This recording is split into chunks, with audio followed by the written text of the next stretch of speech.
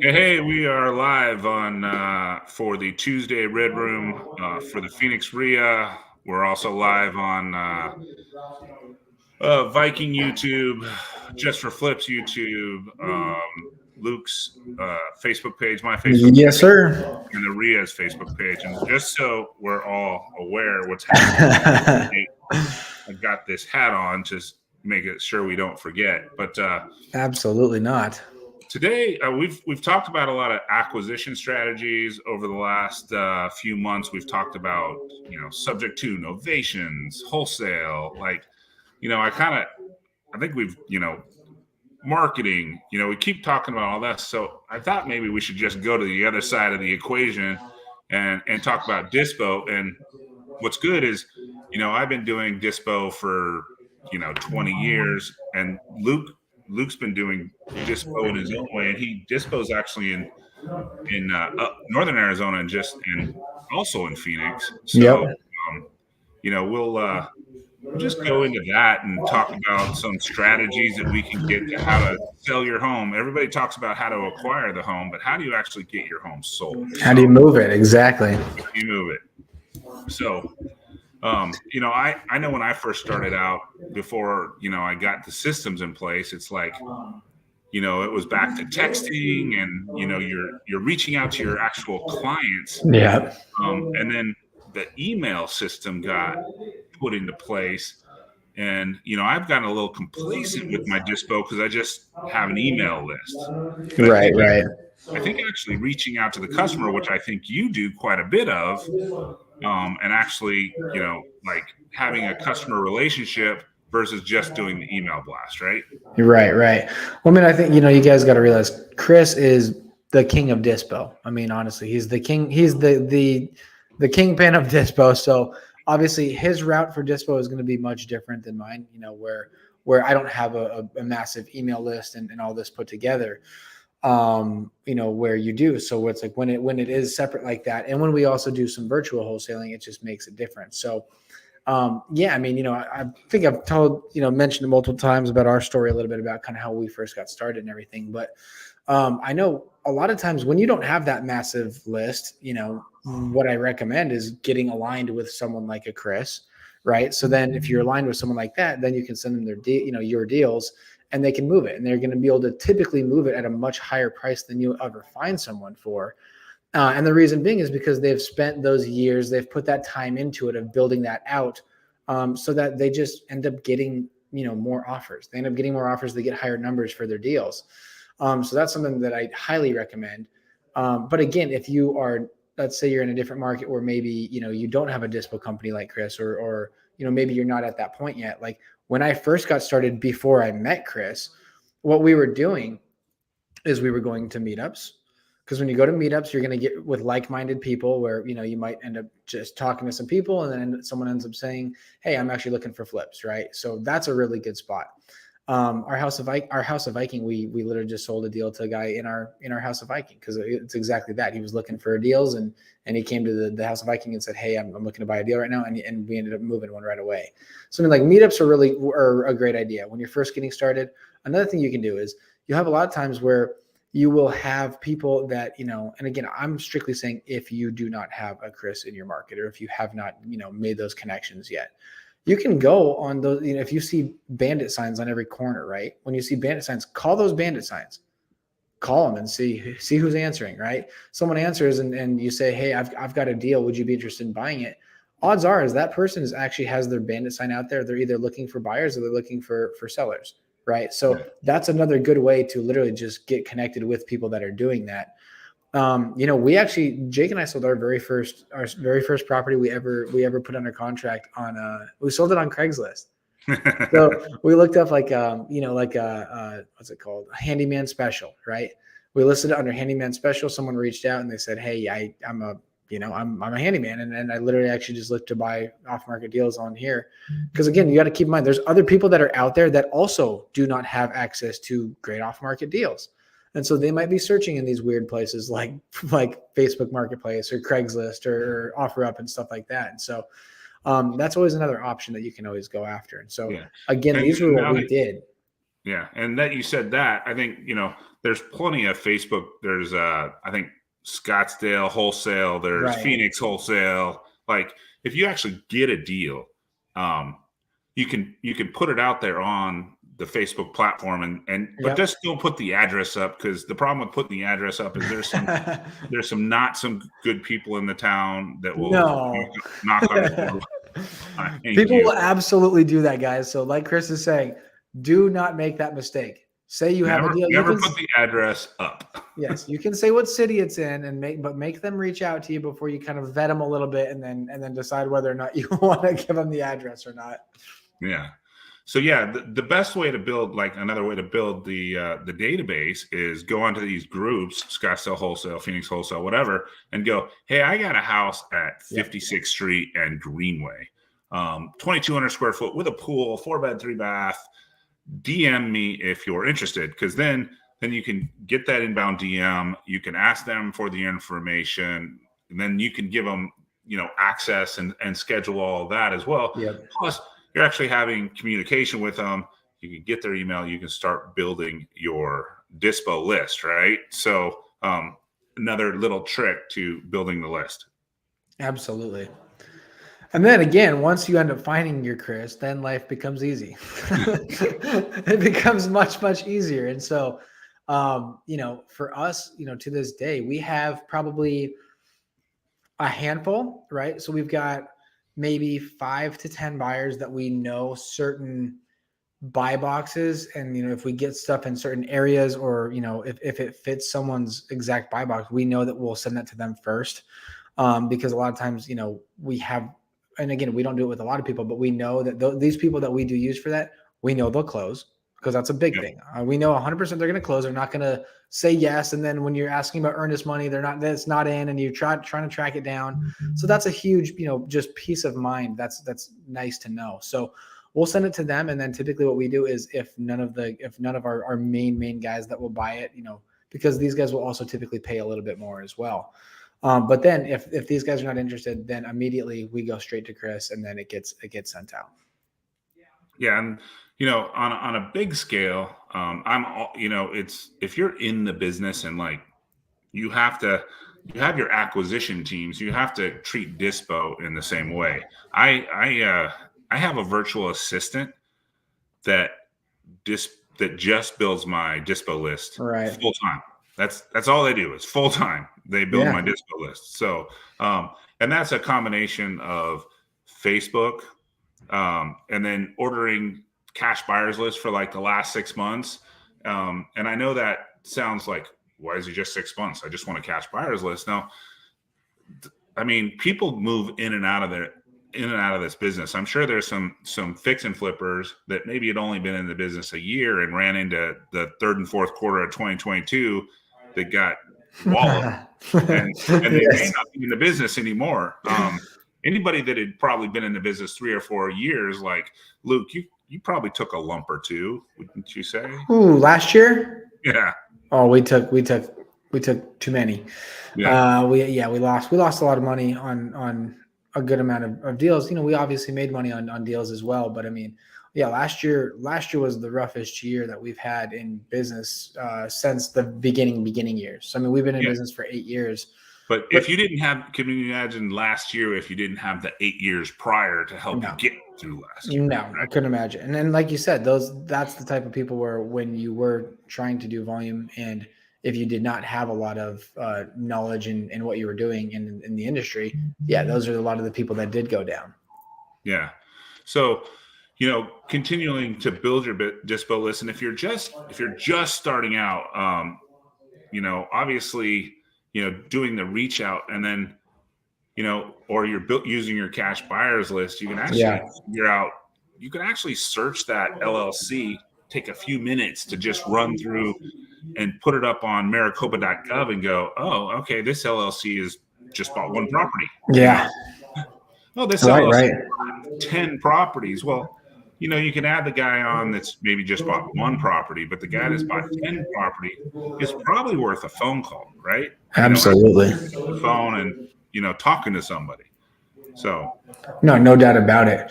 And again, that's the other thing too is kind of like you said, if you do have MLS access, that's huge too, because you can do just that. You can go to a property that you may see that was flipped, right?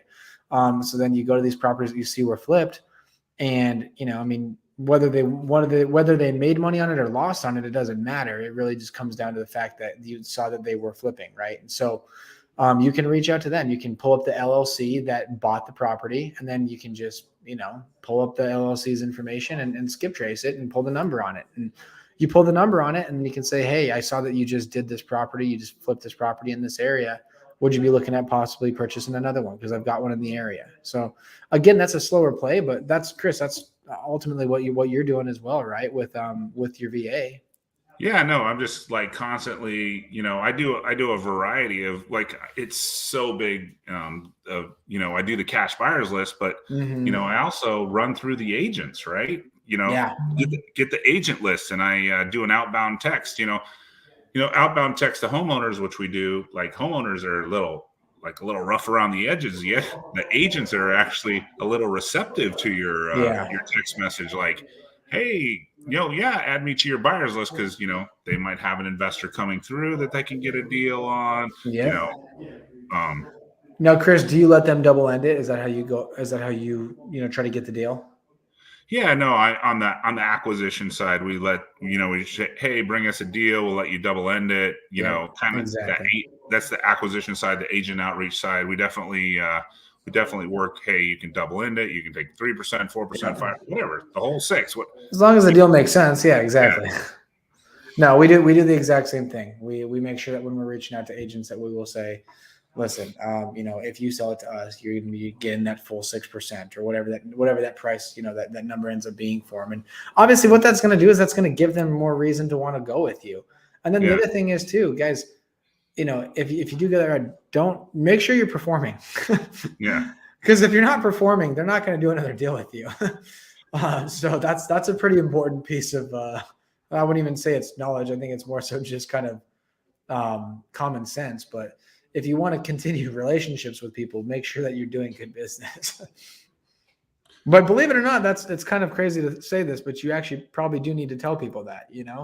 I've had multiple people come back and with myself and say, would you buy this property? I'm like, it was a pain in the ass working with you last time. I don't know if I want to do another deal with you. Like, unfortunately, it is what it is. Yeah, if you don't perform, like, here's my little phone. If you were to zoom in, you'd see I just put no behind your name. Just no. No, sorry, not interested. Yeah, you just get a no, and if you really piss me off, you get a double no, and then I just won't sell to you. But if you're as an acquisition guy, like, performing is definitely you, especially people that said, hey, give me first look, all that stuff. You want to not perform, and then you get on a no look access. So long story short, you don't want to be on the no list for Chris or Jack. Yeah. But so we talked about cash buyers list. We talked about Facebook.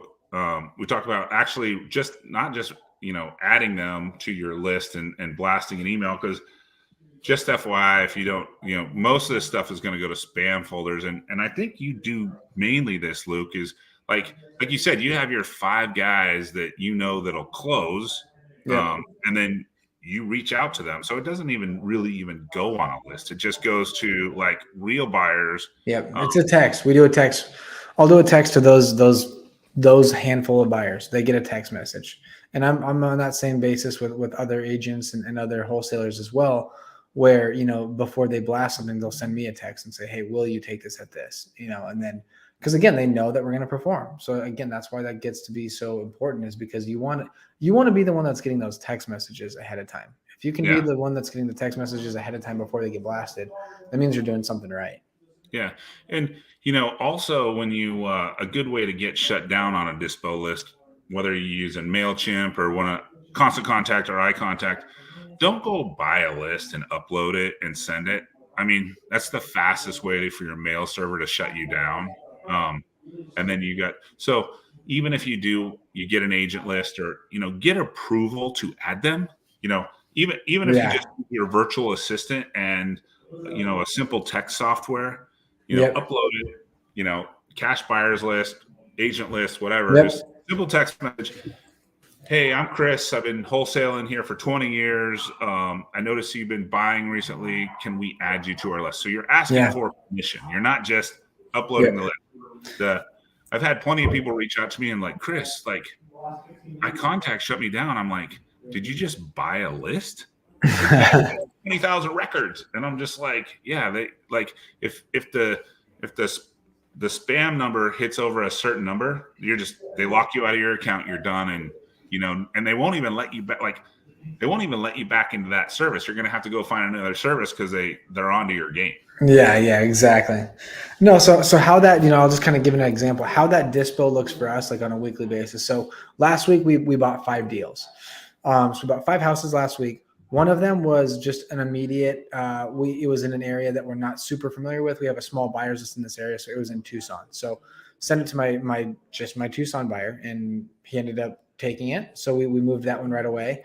Now the other ones, of the 5 that we bought, one we're probably going to flip. So we're still deciding. We're going to send it out, and if we don't get the numbers that we're looking for on it, then we'll just go ahead and flip it. So that one we're going to see. And then one of them is a novation deal in Illinois. So that one we have a whole novation, or I'm sorry, we have a whole dispo side that's built out for when we're dispoing stuff in different states. So that gets a little bit more difficult, a little more complex. And then the other ones, we just exactly that. So far, I have sent I sent 2 of them to my main buyers. One of them went and looked at one of them today, and I've got a 48-hour notice on the other one because we got tenants there. So I'm trying to get a couple people into the other one as soon as they're ready. But again, if I get no's from my buyers on those ones, the second that I get, okay, sorry, I'm not going to buy this one, I'm not interested on those other ones, on all 3 of them, what I'm going to do is I'm going to take those ones and I'm going to send them to Chris or to Jack. I'm going to send them to Jack, and I'm going to have Jack send them out. And whatever you guys, if anyone's going to move it, it's going to be Chris and Jack. And so how that looks for us is that they end up moving it, and we end up doing like a split on it, and that's how it works. But so that's how it looks for us, on a weekly basis. So again, we got 5 deals. One of them sold right away because it was in Tucson. It was in an area, and our Tucson buyer took it right away. Other one is in Illinois, so we have a whole separate dispo side set for that setup. One of them we might flip it, but we're gonna still blast it out just to see if we can get a really good number. If we can get a really good number on it, then we'll probably just wholesale all 3 of them. But again, there's still a chance that we don't wholesale any of those 3 for numbers that we would like to wholesale them at, and we'll flip all 3 of them.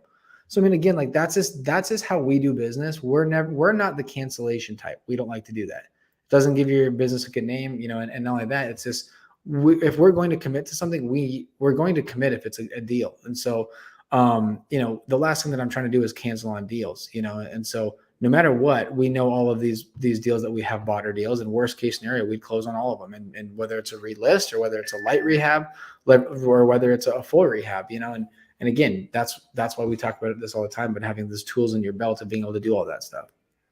Yeah. And then, I'm just a pure wholesaler. So, that's, so understanding the buyers and what they want is definitely helpful. Like, there's certain parts of the city that, having dispoed enough, I know that I can push the numbers a little bit more versus if it's in Guadalupe, I just can't. Yeah. No, exactly. There's no doubt about that. But Chris, the crazy thing is even you being dispo side with all of your list, I had it happen too many times before. What happens when you guys get a deal in Prescott? Yeah, I call you. Jack texted over to me, or you call me and say, "I've got this one in Prescott. Do you want to partner on it, or what would you take this at?" So I mean, it's funny because obviously that happens at every level. Because I mean, you guys are even a massive dispo company, and you guys still do that because okay, well, I have certain buyers in certain areas that absolutely will take this, and so let's skip the blast and just get it sold right away. Yeah, I mean, I mean, how many deals have you done in Prescott in the last 2 years? Probably 100. Yeah, so that's 100 more than that's 100 more than most people have done in Prescott, right? Seriously, yeah. No, exactly. So having that expertise in the market, I'm actually setting up a Texas market right now for somebody, and they're like, we're actually doing Houston, and he's like, what else? You know, the guy that called him, like, what LTV can I wholesale at? I'm like, Yeah. it's gonna be a little test at first, because like, Yeah. you know, we don't want to give it away. And I'm not, you know, I got a virtual assistant out there building a buyer's list in Houston, Yeah. which is the same as building a buyer's list in here. You use the Facebook group, cash buyers last 6 months, you know, that kind of stuff. Look for other wholesalers, you know, but you know, I don't know exactly what I can get, and so you know, it's just exactly. having that experience definitely helps out. No doubt about it. And I mean, we're going through that with you guys right now in Florida, you know.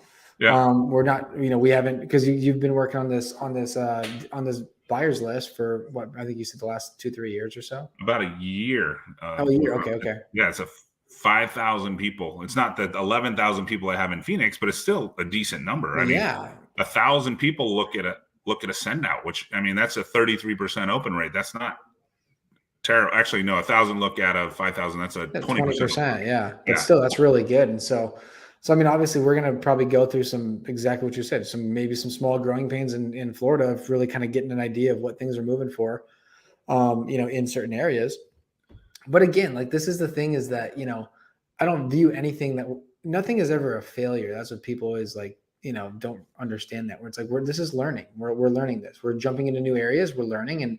And so, you know, if we thought we were going to move something at 250 and we end up moving it at 230, okay, well, we know next time, you know, we know that this area might not bring as much as we expected or whatever it is. But again, that's what everyone needs to be doing here, though, is learning from your experiences and figuring out that, you know, just continue to move forward. Like, we didn't even, you know, we got to keep in mind, okay, you know, as of 6 months ago, we weren't even doing DTS in Florida, you know, and now we're doing complete DTS in Florida. And we're seeing, you know, as you see our chats, we're getting multiple leads, you know, decent leads every single day. We're setting up appointments on a weekly basis. And so obviously we're going to be shooting our shots on all of these, and we're going to give ourselves more opportunities the more that we're building this out. Yeah. And so that's, you know, if you missed that about our Florida setup, go watch a couple episodes ago. We talked about setting up Florida, and we did a case study just so everybody could see it. Like, start from zero to, you know, first deal, time frame, expenses, all that kind of stuff. But yeah, I guess, like, we're learning what we can get away with on the market and what we can't on the Dispo side. And so, you know, it's a little bit of growing pains there, but, you know, we'll get better at it as we keep doing it. We're going to eventually turn this into a fine-tuned machine. And so, I mean, that's, you know, perfect example. Chris with his Dispo side, that's a fine-tuned machine. Us on the direct to seller side, we're a fine-tuned machine. So again, we're putting our heads together on this side of it, on the Florida aspect of it, and the Florida side, and just give it a little bit of time. Once we really kind of, you know, learn exactly what Chris said, some of the intricacies of different markets and whatever it might be, we're going to have this down. It's going to be a fine-tuned machine, and it's going to start rolling, and it's going to start pumping out deals left and right. Yeah. And then, you know, when we'll have another case study, and then we'll have another case study, and you're going to be like, oh, you guys did $100,000, $200,000 on a case study. Yeah, exactly. Well, that ended up being a good month. So yeah, for sure. But yeah, that's kind of the Dispo stuff. If anybody wants to jump in, ask questions, multiple platforms that we're on, and we're always looking for questions and new ideas on topics to talk about. So you can put any of that in the chat. And if you're starting out, I think having relationships, like I said, I'm a pure Dispo. I just blast everything to all 11,000 people. But I think building relationships, like Luke said, you know, finding your you know, 5 to 6 buyers that you know can perform. Yes. It's just nice. It's nice to have, you know, it's nice to kind of have that in your back pocket if you don't have all the systems built out for large email blasts and stuff like that for buyers lists. So, and really most of them, like, if you have a deal, like, people want your deal, right? If you have, I mean, Luke, how many times you've had 5 or 6, you're only 5 or 6 guys, and you text it to 5 or 6 guys, and 3 of them said, yeah, they're like, oh, right. Like, And then it sucks because then you've got your top buyers fighting for a deal, and then you want to give it to all of them, but then it was just first come, first serve. Yeah. So, that's Or the other thing is you have some buyers that that which and no disrespect at all, I totally understand it. But you have some buyers that need to walk everything. That's just how they do business. Is I'm gonna walk a house before I buy it. But then you got those other buyers like, nah, I'll take it. They don't even yeah, need to see it. And you're like, well, okay. I mean, sorry, it goes to the guy who doesn't need to see it. yeah. I'm the more of the I'll take it guy. Yeah, you definitely are. There's no doubt about it. David, Luke, are you having much success right now going direct to seller in Phoenix? Yeah, I mean it's not what it once was, but it's still going well. We're still doing just straight direct DTS side for us. We're still doing probably 3 deals a month, just straight DTS. So I mean I know that's not crazy numbers, but we've got all of our different avenues. We do DTS, we do novations now. So we're still doing about 10 deals a month in general. About 3 probably DTS, probably two probably 2 maybe 3 a month buying from like Chris. And then we're doing novation. So we're kind of ramping up the novation. So our goal is to start doing about 3 of those a month. But then the other big one is our agent outreach. We're getting about 3 deals a month agent outreach as well. So hi David. If you're just trying to be a strictly wholesaler, I think like it's a tough game to be strictly a wholesaler in this market. It's competitive. So you have to have in my opinion, and it's got to be how I start the conversation is like, hey, I can, you want to sell, I'm just trying to help you. Like, here's the wholesale offer that gets taken out. You got to have the next one, like Luke said, your innovation. Well, okay, that doesn't work for you, but like we have this other system there. We're professional investors. We're good at negotiating. Like Luke, like if Luke were having, he's like, I'm the best negotiator in the planet, right? So we're good at negotiating. We're good at handling all this stuff. We'll handle it. So that's kind of an innovation. If they have no equity, you can go to a creative finance route.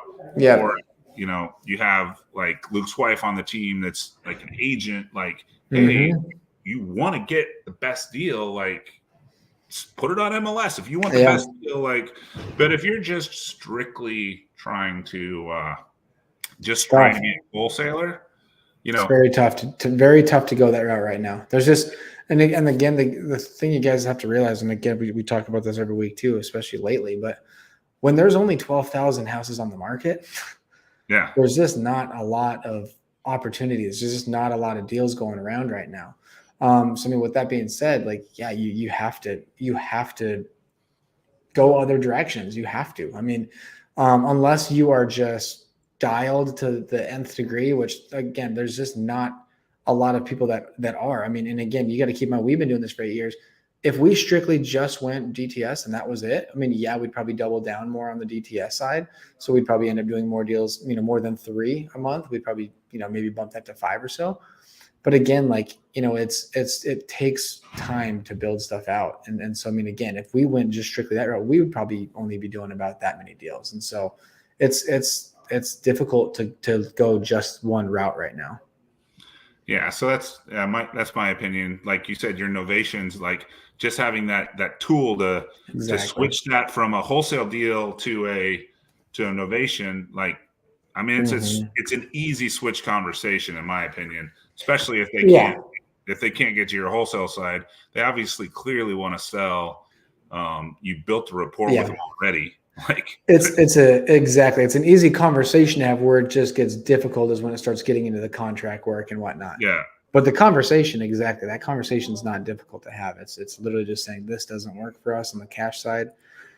We do have a potential option that could work for you, but it's going to be a little bit different. Is that something that you're open to? So yeah, and that part of the quote that's actually fits in the whole disposition conversation, because then you get to take it to, guess what, the MLS. Like, you get every buyer in the city putting their eyes on it, which obviously gives you the best opportunity to sell with the most money. So. Absolutely, no doubt about it. No doubt about it. And since you got to disclose your wholesaling or you got to disclose these days everything that you're doing on the disposition. You got to disclose that you're wholesaling to the buyer. You got to disclose that you're wholesaling to your wholesale buyer. So you got to disclose anyway. So you might as well just get the most you can, right? Oh yeah, for sure. For sure. Cool. Any more questions, anybody? Did everybody get the disposition side down? They're ready to go build their acquisitions up so they can sell more to me? Absolutely. Hey, that's what we did. Awesome. Cool. Well, cool. Well, Chris, what do you got tonight? I'm going with the Suns. I mean, I know you're a homer, but they won the last two. This is going to be in Denver. Are you going with the Suns over Denver at home? Or in Denver? You know, it's funny. It's a tough environment. I don't know if anybody that's played sports would know this. When you play sports at 1,100 feet and then you go play sports at 5,200 feet. Yeah. I mean, I don't care. It's like going to play basketball in Flagstaff. Yeah. It's a little bit of a change. Oh yeah, it hits you for sure. Dina, of course you can't root against them. I'm kidding. You're not rooting. I'm saying if I was a betting man, all right. If I was a betting man, which I am, I'm just saying there's a chance I would maybe potentially put money on Denver tonight. He's a Timberwolves fan. My team's out. My team's long gone. I was at the Suns game with you guys when my team got eliminated. Well, that's right. You were on social media watching your own team. No. Yeah, I'll take the Suns in 7. I could see that. I could see Suns in 7. Hey, I'll take it. Like I take a win. I take any wins we can get for the Suns. Oh, no doubt about it. And if it did end up being Suns Lakers, that would be a lot of fun to watch. Yeah, I mean we've knocked them. We knocked them out 2 years ago, so that was fun to watch. I mean, yeah. Watching the Lakers beat up on the Suns my whole life, so watching the Lakers go out is a good one. But no doubt about it. Hey, thanks for everybody jumping on. We won't be back next week. I will be at Orange Tree Country Club at 56 and Shea for the Phoenix RIA. We take the week off for Phoenix RIA, so we'll be back in 2 weeks. But if you want to come network, I know it's a concept like old school networking, shaking hands, all that kind of stuff. We hope to see you there. Absolutely. Love it. Thanks, guys. Well, cool, guys. Thanks for joining us. Chris, we'll see you next week. All right. See ya.